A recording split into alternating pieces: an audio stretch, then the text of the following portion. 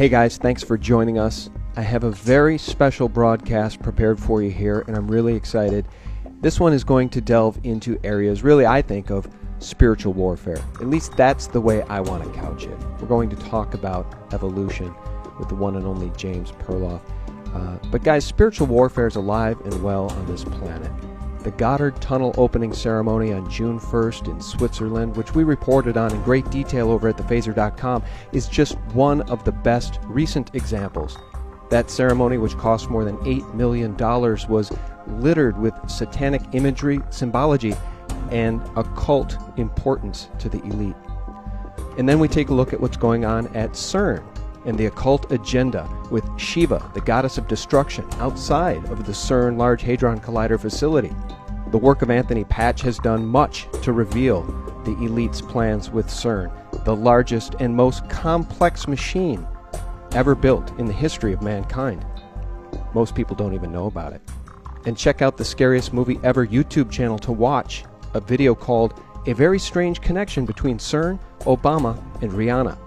The point here is that the subject we are about to discuss is very, very relevant, because if the powers that be can make the world believe that the beauty of this earth and the incredible complexity of life on this planet is nothing more than a random accident, that there is no designer, then they can get you to put down your defenses, your spiritual shields, so that you no longer have the eyes to see and the ability to recognize that the spiritual warfare in which they are actively engaged is very real, and it's unfolding all around us at this very moment.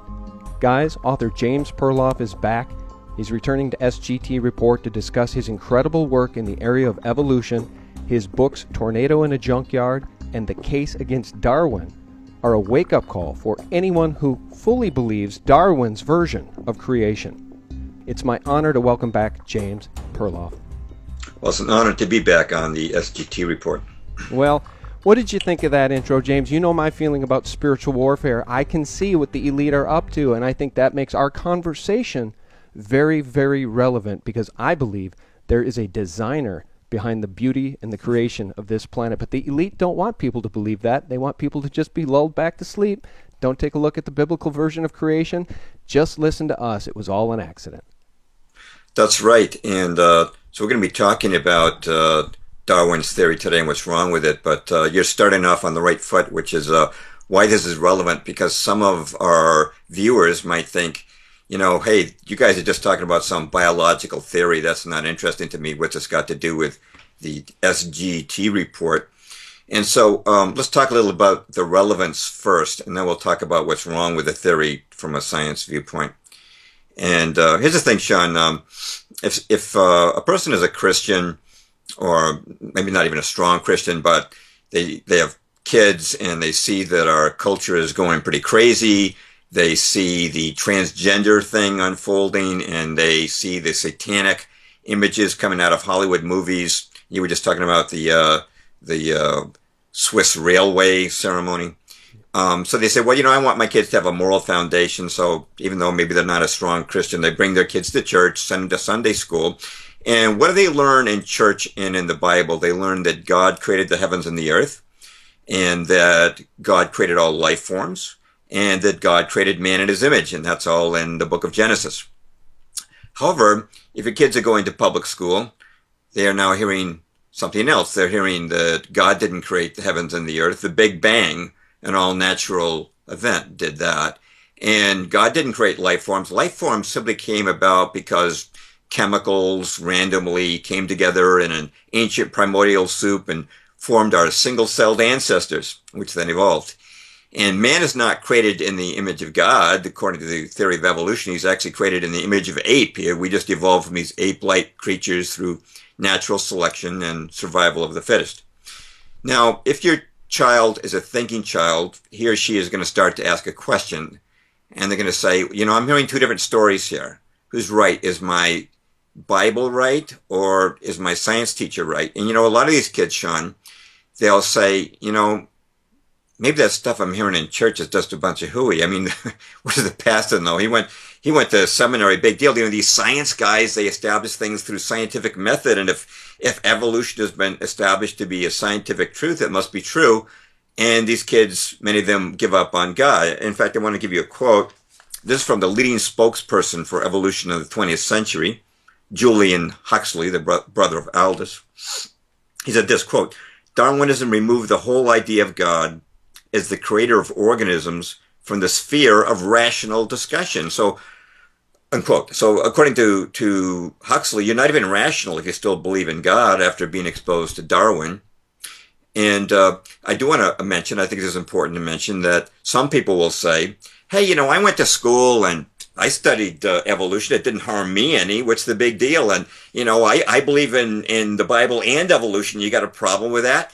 And actually, I do have a little bit of a problem with that, because if you look at the account of creation in the Bible of Adam and Eve, it's radically different from Darwin's theory of millions of years and evolving from apes. Now, some people will try to symbolize the Bible and say that Adam and Eve were just symbolic of ape men. But, you know, if they're symbolic, where does the Bible stop being symbolic? And the main thing I want to stress is, even though some people say, yeah, what's the big deal? I think they're compatible. A lot of people look at it and see it's clearly a contradiction. And they give up on the idea of God altogether and become atheists or agnostics. And I'm going to give you some examples of that, but let me pause here. I don't want to... Yeah, no, I agree with you, and I want to just jump in and say that, you know, Charles Darwin lived from 1809 to 1882, James. Mm-hmm. Do you think science has gotten a little better since then? I want to ask you what's wrong with Darwin's theories. But before I do that, I want to point out to people that science has gotten a whole lot better, guys. Mm-hmm. CERN is an amazing accomplishment. They hatched the idea in the 50s. It took them this long to get the thing up and running. And it reminds me of the Tower of Babel. I think CERN is a modern-day Tower of Babel. And the people behind CERN want to rip open the veil. They want to see God. They want to see the God particle. They want to be gods, essentially. And I think it's very, very dangerous. It's a slippery slope. And the reason I bring it up is because I think it speaks to, as does the Goddard Tunnel ceremony, what they really believe. Mm-hmm. So whether or not, James, our listeners are spiritual, whether they're atheists, it really doesn't matter, because the elite believes something. I think they believe in a satanic agenda, satanic power, that they're pursuing at a very, very rapid pace, which again is why this conversation is so very relevant. I hope that even the atheists will stick with us here, because I promise you, James is going to take us on a path that is really going to make you think. James, what is wrong with Charles Darwin's theories? If I can just back up for a moment, I just wanted to exemplify what I was saying before about atheism and agnosticism coming out of Darwin's theory. Yeah. Because I wanted to actually give you some examples, just to make it clear how relevant this is and why they wanted this to happen from the theory. I was an atheist at one time, and I was not raised in a religious home. But I didn't have any adversity towards the Bible until the 6th grade, Lexington, Mass, public school, Parker School, elementary school. 6th grade, my teacher, Mr. Horowitz, was teaching us evolution. And I had a little classmate who was a Christian, and she raised her hand and said, well, Mr. Horowitz, that's not what the Bible says. And he looked at the girl with almost pity in his eyes, and he said, well, I'm sorry, dear, but science has proven that the Bible is wrong. And my classmates piped up. They said, yeah, science has proven the Bible is wrong. It's a bunch of malarkey. Didn't you even know that? And Sean, this is a very significant moment in my life, because this is the moment that I said, oh, so the Bible's just an old myth, and God doesn't really exist. God is just, like the Easter Bunny or the Tooth Fairy, it's just an old myth. And I didn't know it, but I was taking the first step towards being an atheist, which I became. And I also became a left-wing hippie. And I don't know if you ever noticed this, Sean, but atheists and agnostics tend to be left-wingers and not conservatives politically. But let me give you 4 quick examples of other people that this happened to, just so people won't think it's just me, okay? There was this Boy Scout who was in the news a few years ago. He was threatened with expulsion from the Boy Scouts because he was an atheist, and you're supposed to believe in God in the Boy Scouts, or at least at that time. His name was Darrell Lambert, and I'll give you an exact quote. This is what he told the media. He said, quote, "I'm an atheist. I believe in evolution," unquote. And so the same thing that happened to me happened to him. He was taught the theory of evolution, thought that it discredited God. To take a more famous individual, E.O. Wilson, biologist at Harvard University, wrote this, quote, "As were many persons from Alabama, I was a born-again Christian. When I was 15, I entered the Southern Baptist Church with great fervor and interest in the fundamentalist religion. I left at 17 when I got to the University of Alabama and heard about evolutionary theory," unquote. Now, to take it into the geopolitical sphere, we know, well, most of us have heard of Andrew Carnegie, the steel magnate. Some people said he was almost as rich as John D. Rockefeller, atheist and founder of the beloved Carnegie Endowment Foundation, right? All right, here's a quote from his autobiography. Quote, "When I, along with 3 or 4 of my boon companions, was in this state of doubt about theology, including the supernatural, and indeed the whole scheme of salvation, I came fortunately upon Darwin's works. I remember that light came as in a flood, and all was clear. Not only had I got rid of theology and the supernatural, but I had found the truth of evolution," unquote, Andrew Carnegie. And one more, let's go from capitalism to communism. We've all heard of Joseph Stalin, mass murderer of millions, dictator of the Soviet Union. I'm going to quote from a book published in Moscow in 1940. It's his biography. It's called Landmarks in the Life of Stalin. Quote, "At a very early age, while still a pupil in the ecclesiastical school, religious school, right, Comrade Stalin developed a critical mind and revolutionary sentiments. He began to read Darwin and became an atheist. Ziegler Jidzi, a boyhood friend of Stalin's, relates, I began to speak of God. Joseph heard me out, and after a moment's silence said, 'You know, they're fooling us. There is no God.' I was astonished at these words. I had never heard anything like it before. 'How can you say such things, so-so?' I exclaimed. 'I'll lend you a book to read. It will show you that the world and all living things are quite different from what you imagine, and all this talk about God is sheer nonsense,' Joseph said. 'What book is that?' I inquired. 'Darwin. You must read it.' Joseph impressed on me." Unquote. Landmarks in the Life of Stalin. Now, we could go on, but I just wanted to make it clear that Darwinism for well over a century has been turning people into agnostics and atheists. And I also want to say one more thing about this, Sean. Why is it, because Darwin was financed, okay, he got financial help. Why is it that the powers that be, the Rothschilds, wanted to introduce this theory and have it impressed upon the public? And you actually touched on this on the beginning. Once you remove God as the creator and replace it with chance processes, which is what Darwin's theory does, you make the Bible an old myth. When you make the Bible an old myth, the 10 Commandments are an old myth. And what do the 10 Commandments teach you? That you shouldn't kill, shouldn't steal, shouldn't lie, right? Good stuff, right? Yeah. All right. But the Rothschilds wanted a world in which politicians and newscasters would lie, in which bankers would steal for them, and in which eugenicists and soldiers would kill for them in their population control program, okay? So it's very important for them to have this theory advanced as science and as fact. And, of course, a Darwinist at this point in our conversation, I know what they would say, Sean, because I used to be an evolutionist myself. An evolutionist would say, well, you know what? I don't believe in any of this garbage you guys are saying about the so-called moral implications of Darwinism. But even if I did, so what? Darwin's theory is as well proven as the laws of gravity. It's a science like physics and chemistry. And you know what? If you disagree with it, you're obviously anti-science. You might as well be against physics and chemistry as well. Yeah, that's right.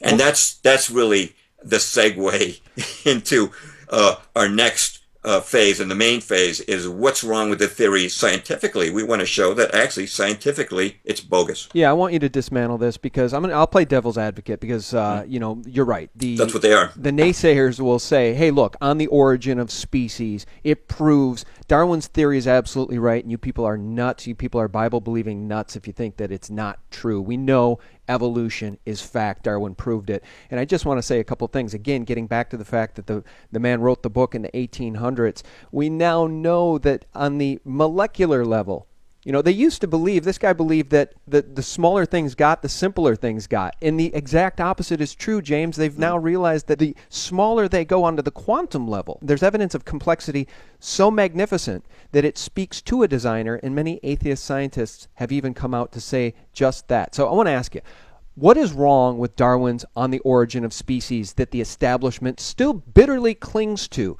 as a piece of faith, just like they cling to the Big Bang, which is nothing more than a theory? What's wrong with On the Origin of Species? Well, we're going to present 4 proofs that it's wrong, and then we're going to take 2 proofs that the evolutionists use and show where they're flawed. And I think the best place to start is at the beginning of life. Oh, you know what, Sean? I want you to put a graphic up on the screen because I think it's important we give our audience a 1-minute refresher on what the theory of evolution says. Can do. What what the theory says is that life began in the ocean billions of years ago when the right chemicals formed our single-celled ancestors by chance. And then these single-celled creatures began to evolve into multicellular creatures, and they became the first sea-going invertebrates. Invertebrates, a creature without a backbone like a jellyfish.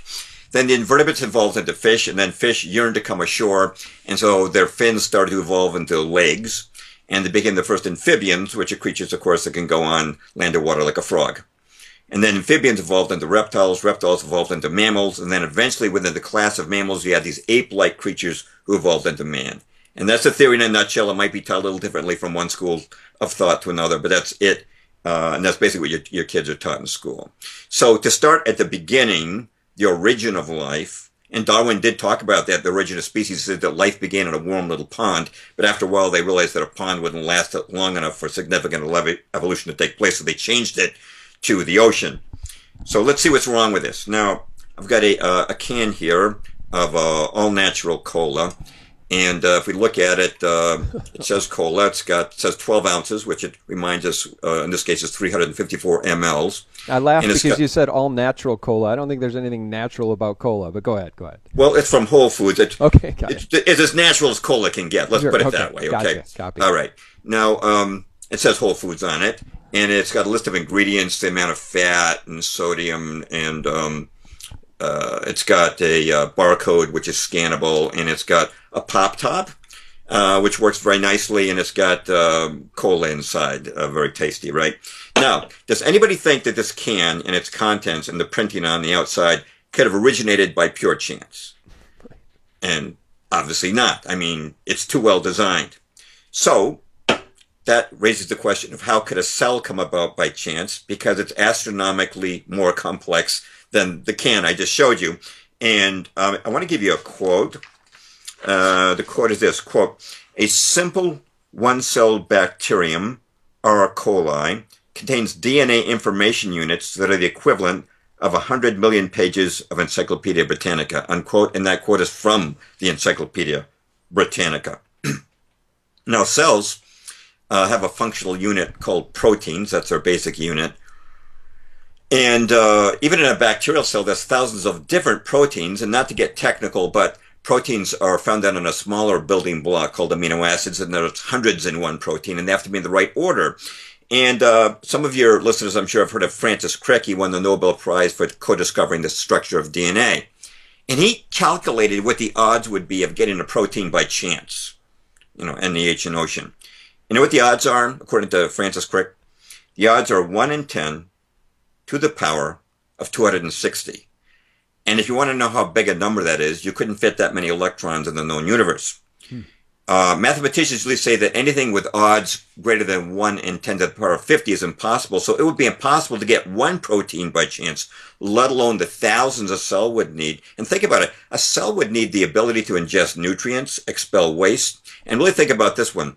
This first cell formed by chance before it died in the span of one lifetime would have had to develop and perfect the process of cellular reproduction, because if it didn't, there never would have been a second cell, and Darwin's evolutionary process would stop right there. Yeah, I just love that. I also love the metaphor of a tornado in a junkyard. Maybe you could just briefly share that story for people, with people, because I think it's so powerful. And I'd like to mention that my friend Thomas Gailey recently wrote an article that we posted at SGT Report called "The Problems with Evolutionary Theory." You guys can Google that and read Tom's article. I bring it up because the comments section was filled with people who agreed and disagreed. So this is a very, very, again, relevant and important topic, because it's very, very difficult to sway people who are strict Darwinists into our camp which is the camp that believes that there is a designer and there was a creator from day one. Can you tell people about Tornado in a Junkyard? Just share that story. I just love it. Well, that's the title of my first book on Darwinism, and I borrowed the imagery from Sir Fred Hoyle, the noted British astronomer. He was asked what he thought the chances were of higher life forms evolving by Darwinian processes, and he said that the odds would be the same as a tornado sweeping through a junkyard and leaving behind a perfectly assembled Boeing 747. Yeah. And I love that imagery, so I chose it for the title of my book. Yeah, it's fantastic, and it speaks to the complexity of, quote-unquote, the design. Again, that Coke can, not nearly as complex as a cell or a strand of DNA, and yet it, too, had a designer. Okay, let's move on. Let's continue to deconstruct Darwin. All right. I just want to mention, by the way, we're talking about science. Science is based on observations, and there are no observations to support this idea that a cell could come about by chance. I mean, nobody's ever seen chemicals randomly assemble themselves into working functional cellular parts. Okay. But our second of four evidences is genetics. And, of course, genes dictate what our physical makeup is. Now, a zebra can't give birth to a baby kangaroo. Why? Because she hasn't got kangaroo genes. A woman can't even be born with blonde hair unless she's got genes for blonde hair, right? Otherwise, she's got to use a Lady Clairol. Now, Darwin didn't know about genetics. As we were saying, science is advancing.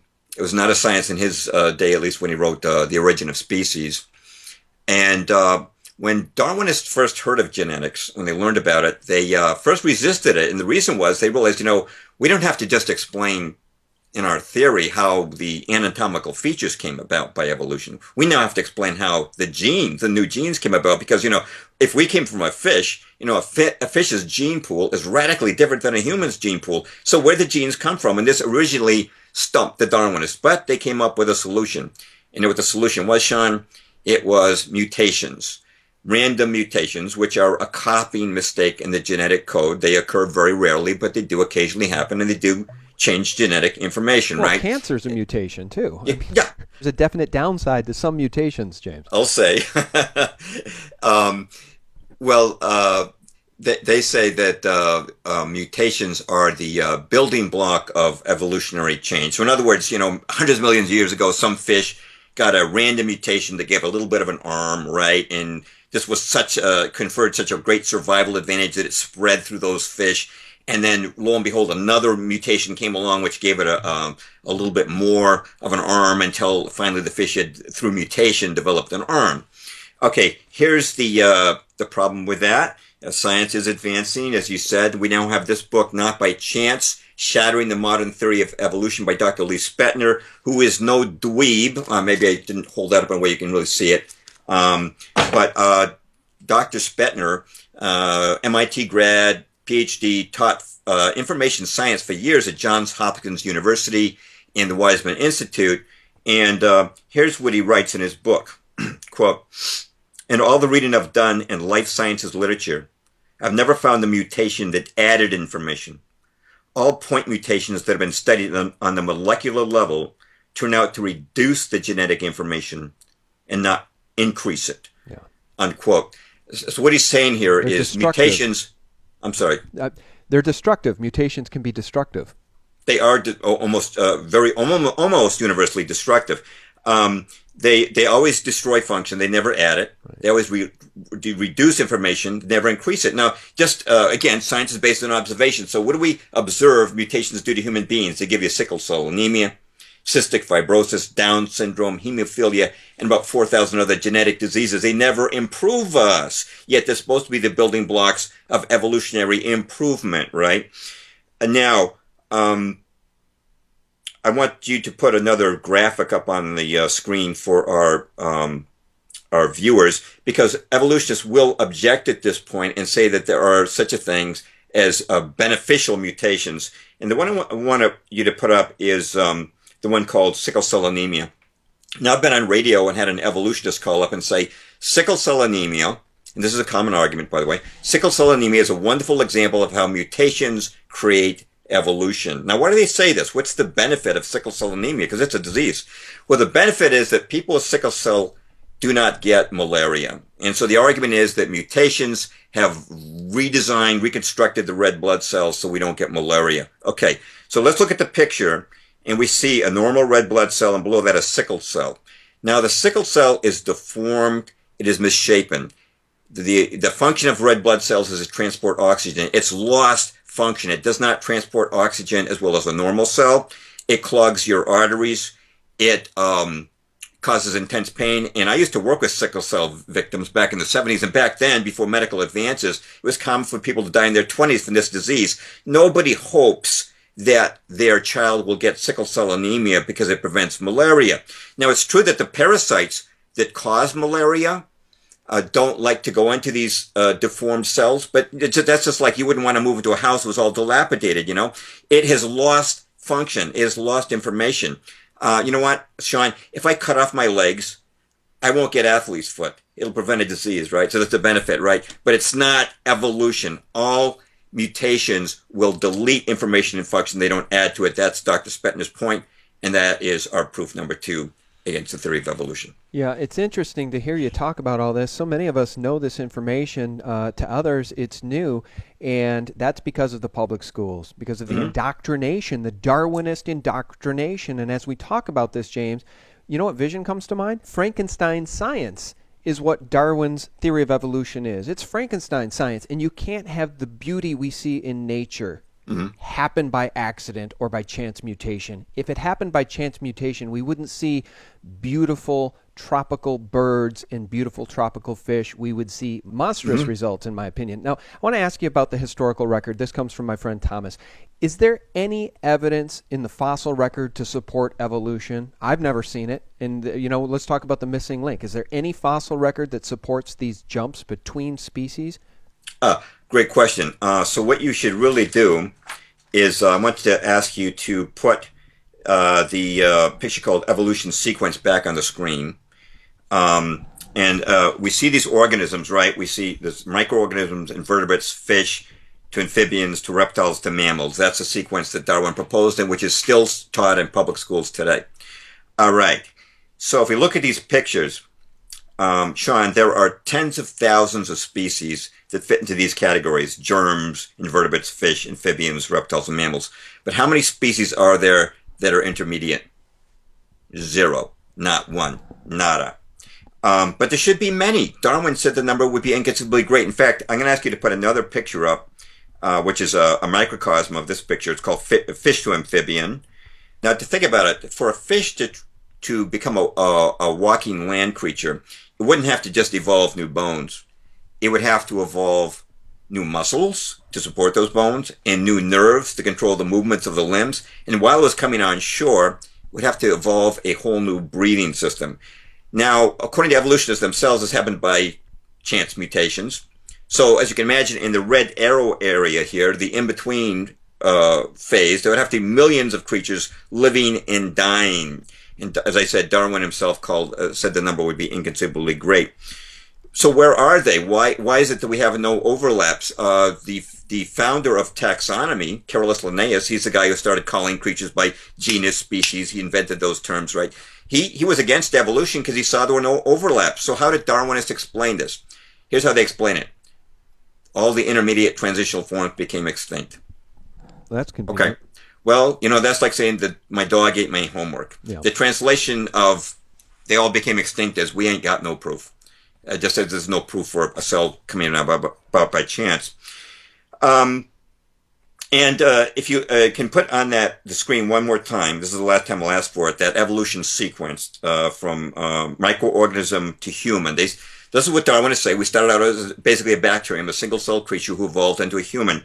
But did you know, Sean, science is based on observation, right? Did you know by actual observation, we've never seen one species of bacteria evolve into another species of bacteria? This is a quote from Alan H. Litton, Professor Emeritus of Bacteriology at the University of Bristol in England. Quote, throughout 150 years of the science of bacteriology, there is no evidence that one species of bacteria has changed into another. Unquote. How do you like them apples? We're supposed to believe bacteria became people. but by actual observation, no species of bacteria has even changed to another species of bacteria. Yeah, So talk about your bacteria became human beings, right? This precious, beautiful design. They also happen to become wolves, and they also happen to become fish, and they also happen to become apes, and they also happen to become. It's absolutely absurd, but so often I'll hear people whose intellect I respect. Joe Rogan has a very popular podcast, and Joe Rogan consistently will talk about evolution, and he will cite wolves and dogs. He'll say, all the dog breeds came from wolves. There's your example of evolution. I'm tired of hearing people talk about creation. What's wrong with that thesis? It's far too simple in my opinion, James, because it only speaks to intra-species evolution, which I think has been documented, but it does not speak to one species becoming another species. Where's Joe Rogan got it wrong when he talks about dog breeds? We're going to get to that, but Okay. I want to back up and handle your question on fossils first. Can Okay. we do that? Coach, you bet. I'm too excited, man. I'll slow down. All right, Okay. let's back up. Yeah, we're definitely going to get to that. The fossils, because, okay, since there are no transitional or in-between forms in the living world, the evolutionists will say it's in the fossil record, and you had asked about that. Let's just touch on that. In my books, I have quotes from evolutionists themselves that there are no transitional forms between any of these major groups, but we haven't got time for that, so I'm going to give you one coverall quote. And this is from Colin Patterson, senior paleontologist at the British Museum of Natural History. In fact, he was the director of the British Museum. Quote, the American Museum people are hard to contradict when they say there are no transitional fossils. As a paleontologist myself, I am much occupied with the philosophical problems of identifying ancestral forms in the fossil record. I will lay it on the line. There is not one such fossil for which one could make a watertight argument, unquote, Colin Patterson. Now, by the way, you'll find the quotes and citations in my books. Let's take a couple examples of, because you will see, evolution will argue against this, of course, because every once in a while you will see a spectacular headline saying a missing link's been found. Let's take two examples of missing links, okay, that have been discredited. Put the picture up of Piltdown Man. Right. Now, complete fraud. Yeah. Here we have the Piltdown Man surrounded by scientists. The guy in the white suit is Sir Arthur Keith, noted anatomist. And looking over his shoulder is Sir Grafton Elliott Smith, and you have these other Darwinists. By the way, the reason they're called Sir is because they were knighted for their work on the Piltdown Man. They serve the Queen. They serve the Queen. They're still doing it, right? Still serving the different queens. Many people do.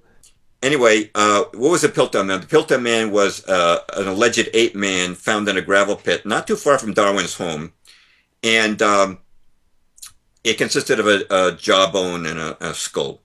And when the find was announced in 1912, you know what the headline was in the New York Times? It was Darwin Theory Proved True. Right. Oh, you can always rely on good old mainstream media, you know. Hearst, that was probably a Hearst publication. Hearst himself wrote that one. He would have. I think the New York Times beat him to the punch. He was over on the New York Journal, right? But anyway, okay, so this alleged ape man, which they said was 500 million years old, was on display at the British Museum for about 40 years before it was discovered to be a fake. What it actually was not 500 million years old. The lower jawbone was a modern orangutan jaw. Somebody had simply filed down the teeth to make them more human looking and stained it to make it look old. And they put it together in the pit with a human skull, which they also stained to make it look old. And it fooled all these guys at the British Museum, although, who knows, maybe one or two were even involved with the fraud. Who knows? But some people would say, okay, well, that was a clever forgery. You know, anyone could be fooled by a forgery, but no one could be fooled by a real fossil. So let's take an example of how you can be fooled by a real fossil. So I'd like you to put on the screen the image I've called coelacanth fossil. And what we're looking at is the coelacanth was a fish found in Jurassic Rock, the age of the dinosaurs. And for years, evolutionists said it had been extinct for tens of millions of years. And they said it was a transition between fish and amphibians. And if you look at this fossil, it looks like it's walking, right? They said this is a walking fish. Look, it's got little legs there. Here's the problem. In 1938, somebody caught a live coelacanth off the coast of Madagascar. And since then, hundreds more have been caught. And if you could put the image now on the screen of live coelacanth, examination of the coelacanth proved it was 100% fish. No amphibian characteristics. Now, why is it so easy to be fooled by a fossil? Because 99% of the biology of any creature is in its soft anatomy, which you cannot access in a fossil. And that makes it very easy to fill in the other 99%, fill in besides the 1% you can see with your imagination. And that's fossils. You'll see an occasional spectacular one announced, but there should be an inconceivably great number of these fossils if the theory is true. And of course, we don't see those. All right, the fourth area of evidence that I'd like to address today comes from Dr. Michael Behe, who's a biochemist at Lehigh University in Pennsylvania. He's written this book, Darwin's Black Box, The Biochemical Challenge to Evolution. And in this book, he talks about something called irreducible complexity.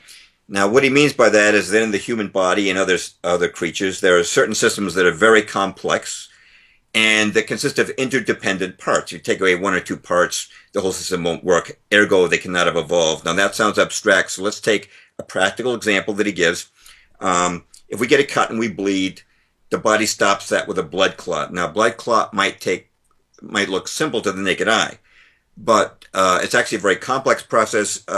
Sean, if you could put up on the screen what I called blood clotting cascade.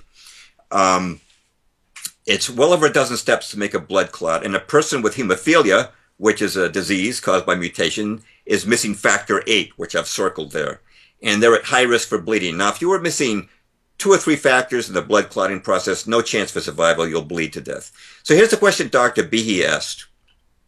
How could evolution have produced this? Because in the Darwinian model, blood clotting would have evolved over eons as random mutations introduced each step of the process. But that doesn't work. 3 steps won't do you any good. 6 won't do you any good. Or 9. If you've only got 9 steps of the blood clotting process, you'll bleed to death. And if you bleed to death, you can't pass on the incremental stages to the next generation.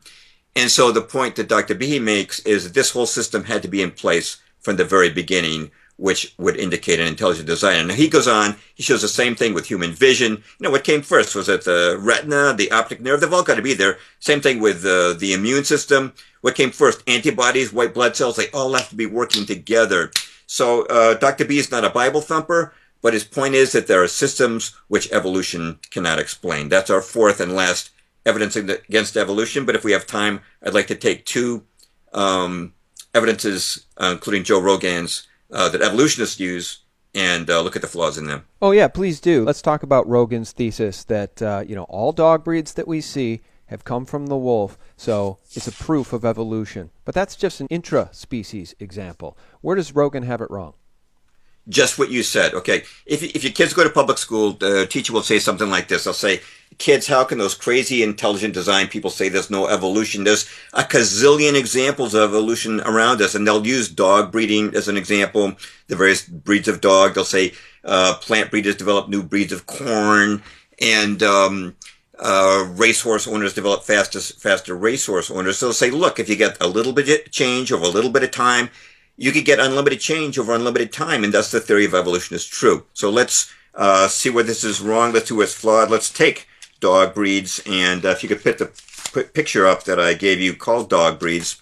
It's true that there are a lot of different dog breeds, but dog breeders didn't put new genes to these dogs. God endowed dogs with a rich gene pool. The fact of the matter is that dogs are all part of a single species. And so what we want to stress here is that variation within a type, and that would include the wolf, okay, because wolves, coyotes, and dogs can all interbreed. Variation within a type is not the same thing as evolution, which is changing one kind of animal to another, changing a fish to an amphibian, to a reptile, to a mammal. Totally different. Now, to make this a little clearer, if you could put up the graphic called human race, we take a look at the great variety among human beings, everything from African pygmies to Japanese sumo wrestlers, right? There's over 7 billion people on Earth, and no 2 are exactly alike. And why is that? Because God gave us a rich gene pool, and that is a very intelligent design for man, because it's that rich gene pool that gives us our individual identity. You know, Sean, if you and I had the exact same genes, we couldn't be told apart. We'd sound alike, we'd look alike.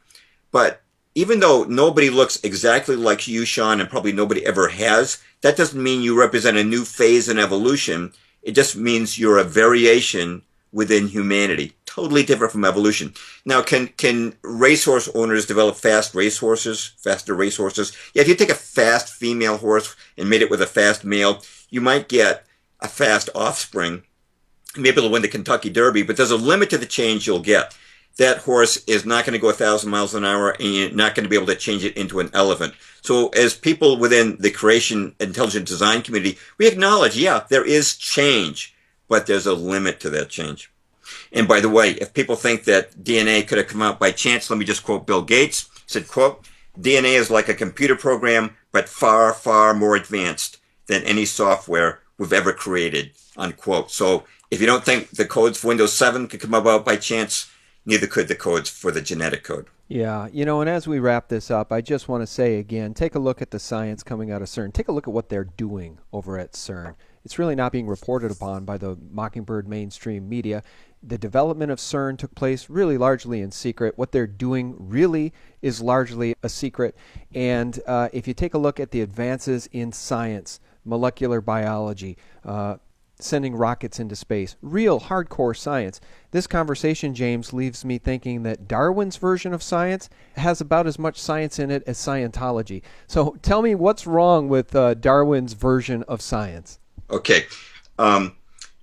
Just to wrap up here, again, Darwinists will commonly say that the theory of evolution is a science like the laws of gravity. It's like physics and chemistry. And so let's just look at that. Physics, there you go, the laws of gravity, right? Chemistry, in chemistry, there's a law that water will boil at 100 degrees centigrade, and that can be tested over and over again.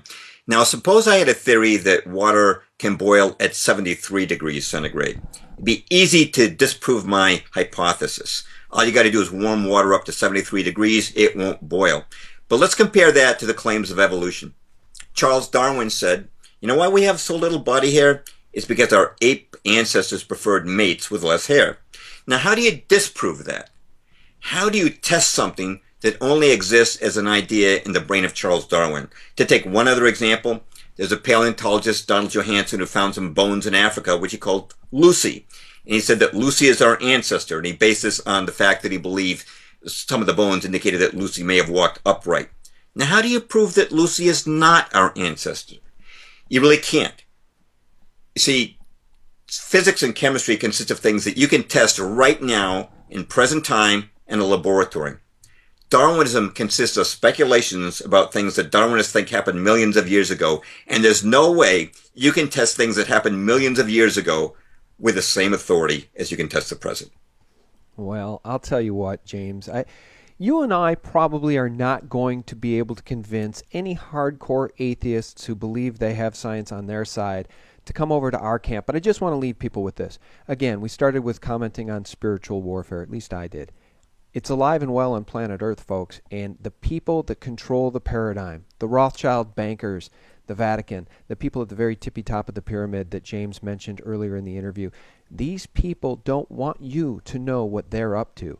They don't really want you to know their spiritual agenda, which is to worship a beast system, which they are now ushering in at a very rapid pace. Again, look at the Goddard Tunnel opening ceremony on June 1st. It cost more than $8 million, and it tells the narrative of what they believe, who they worship, and what they want to do to humanity. It's time to wake up. It's time to recognize that spiritual warfare on planet Earth is alive and well. And if you believe Darwin's strict theory of evolution, you're believing what the Rothschilds, the Rockefellers, and the controllers want you to believe.